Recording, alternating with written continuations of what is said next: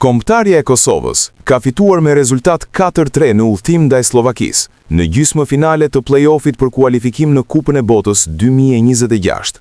Të parët që kaluan në avantazh ishin vendasit që shënuan në minutën e 5 për rezultatin 1-0, fal një goditjeje të saktë me kokë nga qendërmbrojtësi Martin Valiant. Pas golit të pësuar, Kosova filloi disi të këndellej dhe shtoi intensitetin e lojës, me çrast kjo ju shpërblye edhe me golin e barazimit.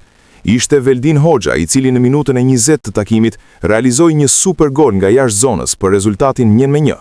Vendasit patën një mundësi të mirë shënimi në minutën e 36, por fatmirësisht për Kosovën, goditja e Lukas Haraslin u ndal nga shtylla.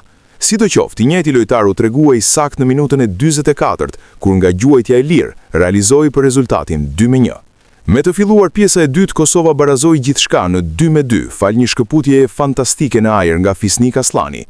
Nuk vonoi shumë dhe dardanët realizuan golin e përmbysjes me anë të Florent Muslijes, i cili në minutën e 59 realizoi një gol spektakolar nga goditja e dënimit për 3-2.